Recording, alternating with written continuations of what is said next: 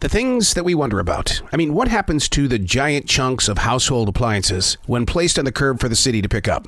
Well, believe it or not, it makes money for those who don't mind selling their scrap. What isn't working for us works well in the world of metal. Plus, some people are crafty enough to take those appliances apart to sell. They did that with my Isuzu Amigo. Just because I no longer could find the parts to keep my car top of the line, the world of scrapping wanted it, so they could break it down and sell the parts that were working still with the Isuzu Amigo. In reality, don't we do the same exact thing with our body parts? I'm a donor. When called home, parts of me could help someone see, breathe, or even walk better than what they did last week. The circles of life that we rarely sit down to talk about. We're constantly reminded to recycle. But how often do we speak of what's been donated? It always seems easier to just throw it away. Out of sight, out of mind. Move forward and bye.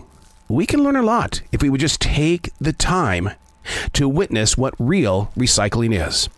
Hey, it's Arrow. This is The Daily Mess, a chronological walk through an everyday world. I am a daily writer. I am the silent wolf. I sit on the edge and I observe. I just watch. I listen. I participate. I study. The goal is to create a conversation. This is The Daily Mess. When nighttime feels like about a 15-minute break. Once we close our eyes, it's suddenly the next day. It feels like it's 100% unfair. Most people get more sleep than the hours that they actually work, yet it still feels like sleeping is a 15-minute break. It's because while we're out, we are less aware of our surroundings. While awake, we're very much aware and rely on certain signals from our senses. Sleep doctors call it consciousness. This is why I finally had to turn the television off at night.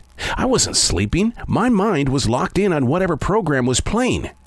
My phobia as an adult was the fear of being in dead silence. I'm going to see if I can say this right. Setatephobia, meaning the fear of silence. I knew I had a huge issue with it. One time while camping, we couldn't get a television signal. Suddenly, I was face to face with that fear of silence. And I had to figure out how I was going to deal with that. Now that I've worked through the changes and challenges, the new battle is the speed of night. It's not that I'm not looking forward to taking on a brand new day. I'm like everybody else. We all need deep rest. Once up, I don't know about you, but I'm gone. That means a day is officially going. But nighttime, feeling only like 15 minutes. We spend all day trying to slow down time. But when you're out, how can you slow down time? And it's all based on awareness. And if you ignite your awareness, you're not getting any sleep tonight. I'm Errol, and that's The Daily Mess.